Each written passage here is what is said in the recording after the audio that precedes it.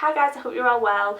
Today I'm feeling really cozy and really autumnal, and I thought I'd film in the living room today because I don't think I've ever filmed in this room. So welcome to my living room. I've got my cup of tea, I'm feeling really relaxed and chilled. It's Sunday and I'm going to talk you through some of my favourite products from the month of September. So the first thing I want to talk about is a foundation, and this might be a little bit predictable for those of you that watched my last video, which was a bit of a fail, bit of a first impressions that went totally wrong and I really hated the product. But at the end I mentioned this wonderful product that I've been wearing solidly now for the last month and maybe a little bit more than that, and it is the Too Faced Born This Way foundation. I've talked about this a lot around the internet in various different places, and it really does live up to the hype for me. There were a lot of people talking about this, especially people from the States, and I was a bit dubious, but it really is fantastic. And I'm going to go out there and say that if I could only wear one foundation for the rest of my life, I would pick this one. Don't get me wrong, there are lots of other foundations that I really enjoy, but I feel like this is a very versatile one because although I love some BB creams and more full coverage foundations, this is buildable, which is key really when it comes to being really flexible and being able to wear it lots of different ways. I can mix this with a glowy primer or with a little bit of moisturiser and have a really sheer application.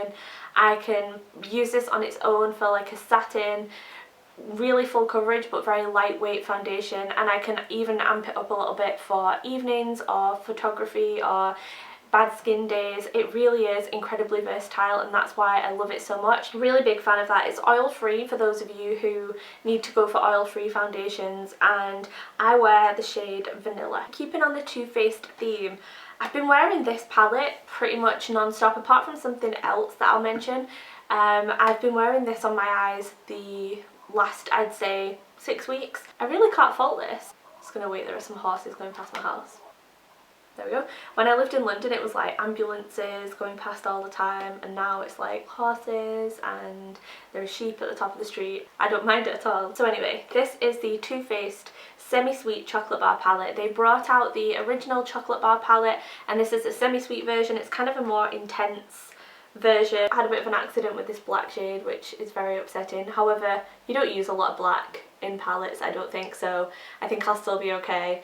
All of the shades are beautiful. I love the fact that there are larger shades like these, which are the ones that you use all the time, like highlighting shades, or the ones that you just kind of pack on all over the lid.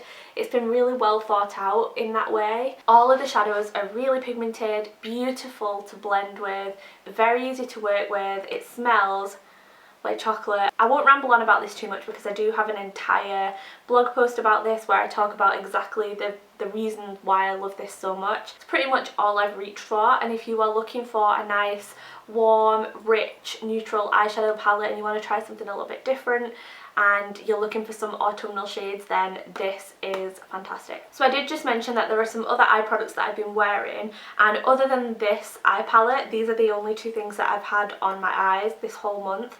And they are the Milani Bella Eyes Gel Powder Eyeshadow. These were in a recent haul video and I just thought I would update you on them.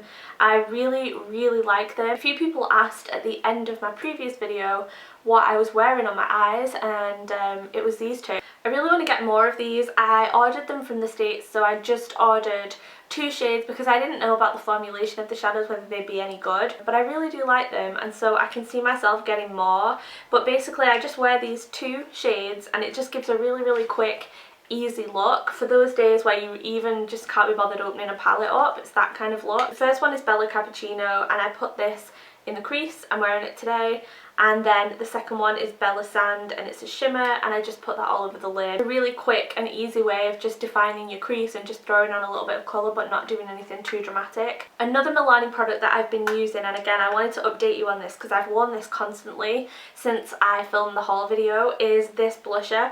And it's the blusher in Tea Rose. Honestly, I got this because of the way it looked. I placed the order for the Milani blushes really for Luminoso, which is one of their baked blushes. Luminoso is beautiful as well, but there's something about this shade that works really well at the moment with like berry lips and things like that.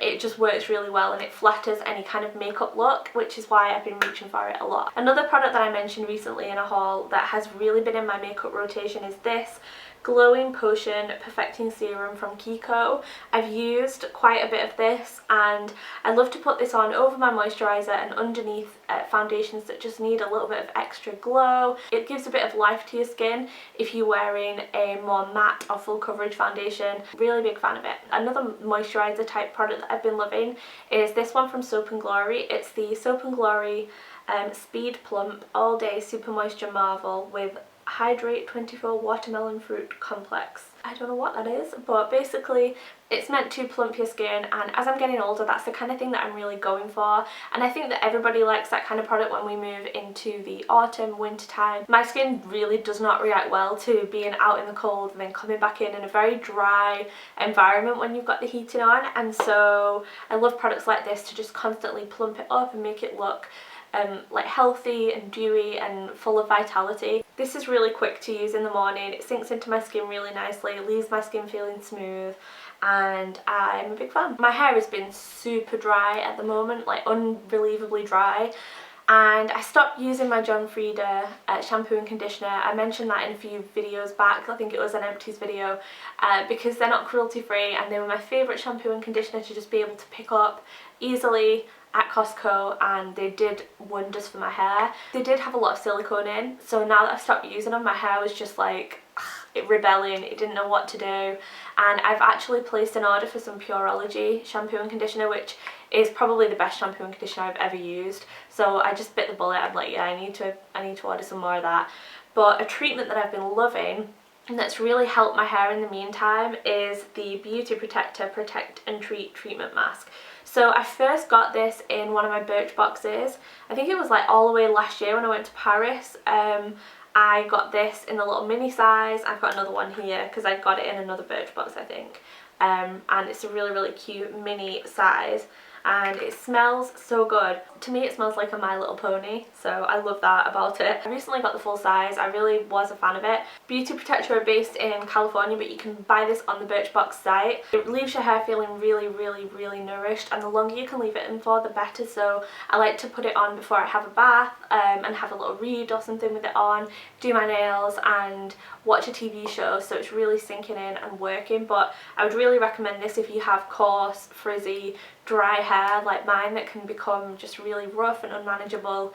Then this is a really nice treatment. Last but not least, I've been loving two skincare items from the new Pixi skincare line. In particular, I've been really enjoying the Nourishing cleansing balm.